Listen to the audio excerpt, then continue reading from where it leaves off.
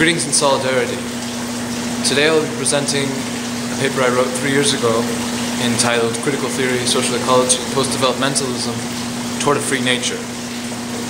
I wanted to apologize for not being able to be present physically at the Marcuse Society Critical Refusals conference, but due to my schedule as well as my geographical location, it was inconvenient for me to be able to come. And so I just wanted to introduce this paper, then summarize it, and in the last concluding part have a discussion regarding it in light of the 3 years that have passed, in light of the increased knowledge that I have on these questions, and so on.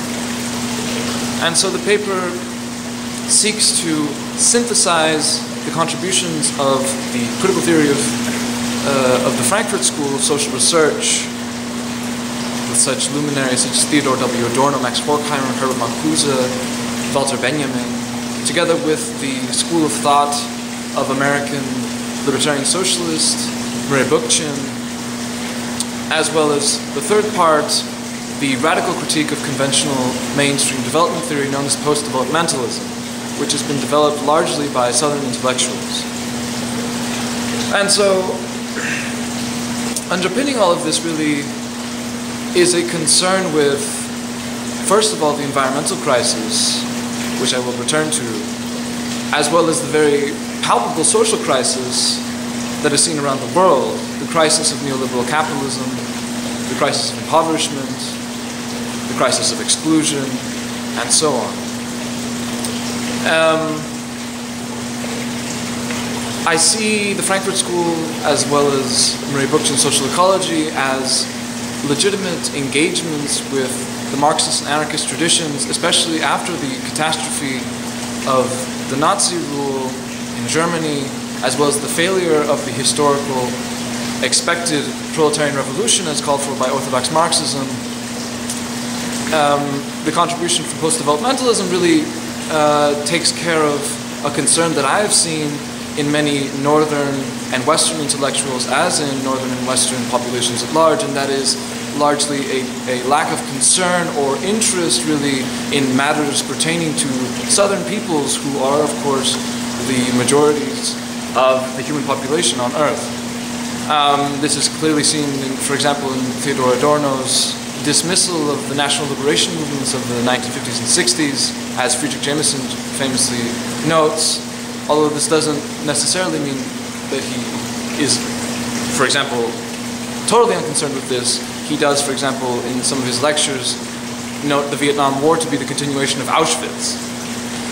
But in any case, really the motivation of the essay is largely a concern with suffering, with human suffering as well as non-human suffering. Hence, the subtitle, Toward a Free Nature. This is posited by Murray Bookchin as sort of one of as the Hegelian end toward which theory and action perhaps can lead to. As Adorno says, human suffering, the precondition for all truth is to allow suffering to speak. And the post-developmentalist critique of mainstream development theory really does tie this in. And so to move to the second point here, the summary of the dissertation, or the thesis that I'll be presenting today.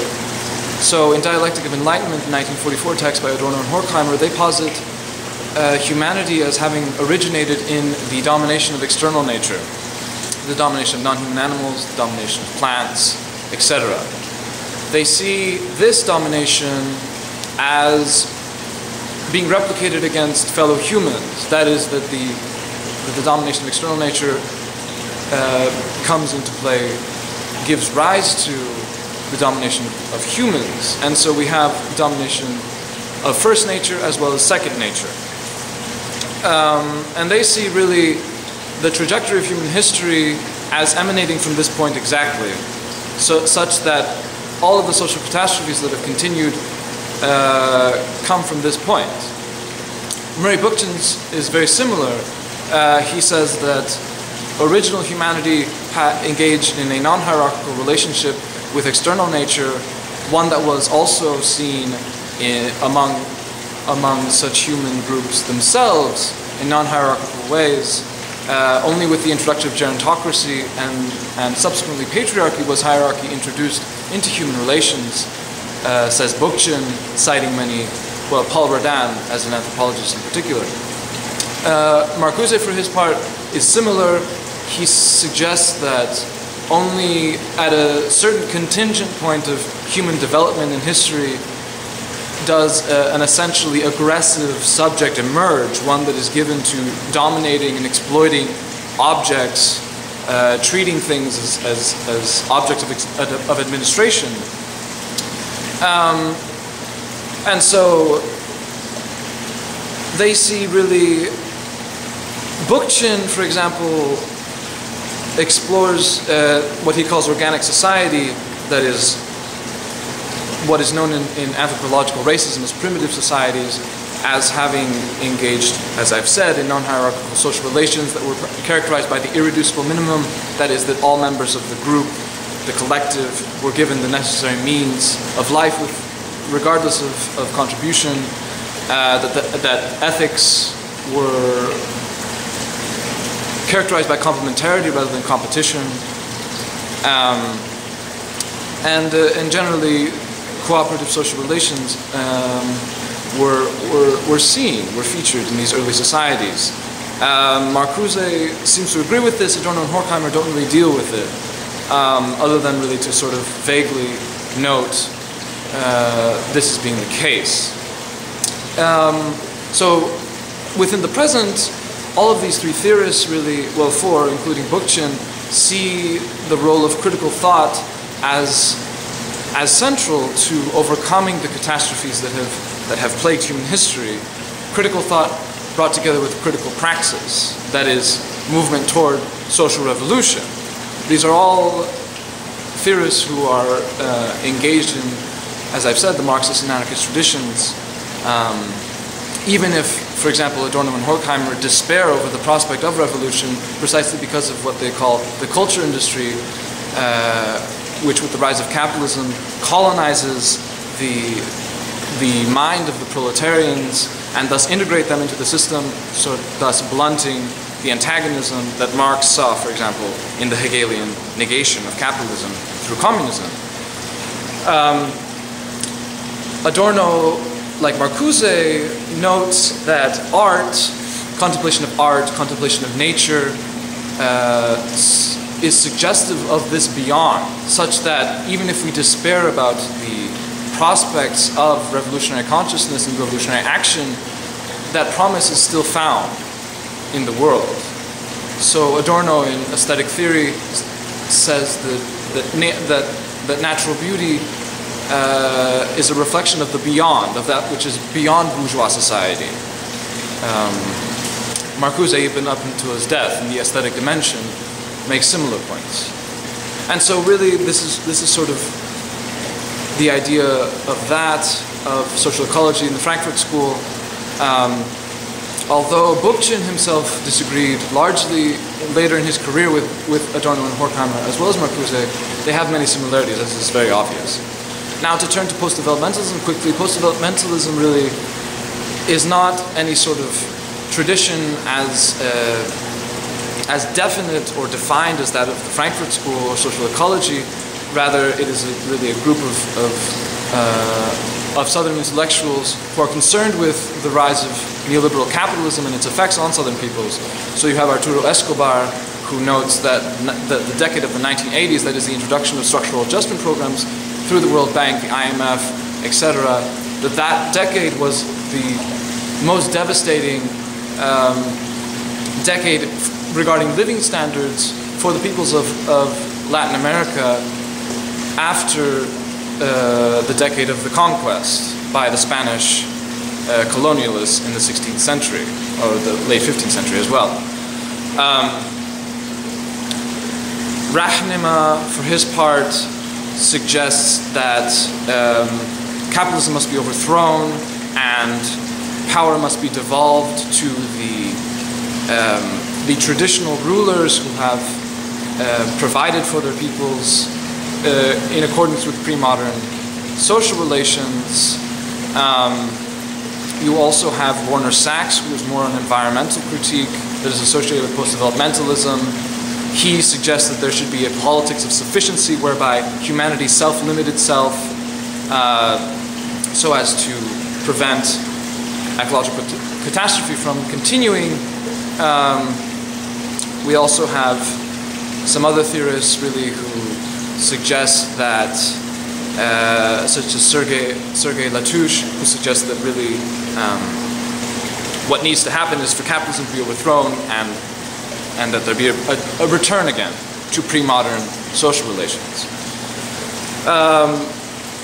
So there are many similarities. I mean, Marshall Salins, for his part, who's an anthropologist kind of associated with this tradition, suggests that contrast capitalism today with the original affluent society, that is what Bookchin is largely talking about, in which starvation was not the case, leisure time was very large, and so on. Only now, in the age of greatest technical power, is starvation an institution, he famously writes. And so there are some similarities, of course, between this school and social ecology as well as the Frankfurt School, as is obvious. There's a rather significant difference, though, in, for example, that of the views of Rahnama as well as Gustavo Esteva and Prakash, who sort of reject everything Western, including the Enlightenment tradition as well as the radical Enlightenment, in favor of irrational, perhaps, or non-rational sorts of social relations. So in this sense, there's definitely a difference and a disagreement, I would say, between social ecology and Frankfurt School on the one side and these types of strains of post-developmentalist thinking. However, I don't think that this is necessarily a challenge that can't be overcome. And now to conclude here, I'd like to say that in the last 3 years since I wrote this, human suffering, especially as regards climate change, has increased significantly. We see this in the famine that emerged in Somalia this summer, the hundreds of thousands of children whose lives have been imperiled by the failure of rains once again. This was similarly seen in the West African countries of Niger, Nigeria, Burkina Faso, Mali, the summer before that. That very summer 2010, we saw the largest inundations of the Indus River in Pakistan that displaced approximately 20 million people from their homes, 4 million of whom were still living without any sort of shelter last winter. The International Energy Agency has noted last year to have been the year with the highest carbon emissions in history. 2010 was also found to have been the hottest year on record. And so this problem really is not going away. In fact, it's getting worse. It's a terminal threat, no doubt. We don't have to really engage with that. What we really need just to say is that that's the case, and that without a radical intervention into the existing, a tiger's leap into history, as Benjamin puts it in his thesis on the philosophy of history, there really isn't much hope. And this is really what I end the dissertation with the image of Benjamin suggesting that revolution is not the locomotive of history, as Marx says, but rather the attempt by the passengers on the train to pull the emergency brake before the train leads on into the abyss, into catastrophe. And so I don't want to say that really there's no hope for this, even if the predicament is a rather serious one, and as I've said, a terminal one. We see the development of critical consciousness in history, throughout history, in consideration of primitive communism. That is what Bookchin really is going at, as well as Salins and many other anthropologists. We see that. We see it in the French Revolution, 1789. We see it in the Paris Commune of 1871. The general strikes that gripped Russia in 1905. The Soviets of Russia of 1917. The anarchist revolution in Catalonia in 1936, in the Hungarian Revolution of 1956, the 1968 revolutions across the world, Mexico, France, the United States, in the 1987 First Palestinian Intifada, the 1994 Zapatista uprising in Chiapas, the 2003 the 2003 protests against the war in Iraq, as well as the extremely fruitful developments that have been known as the Arab Spring, beginning at the beginning of this year in Tunisia, in Egypt, Syria, Yemen, Libya, as well as now even in the last month in the United States. And it can't come any quicker, really. And so I really want to just close with these thoughts, and that is to say that Hannah Arendt, I think, puts it quite well when she suggests against Heidegger, against Martin Heidegger, whose repressive philosophy Marcuse finds to have been not entirely dissimilar from his personal advocacy of Nazism, that humans, though they must die, are not born in order to die, but in order to begin.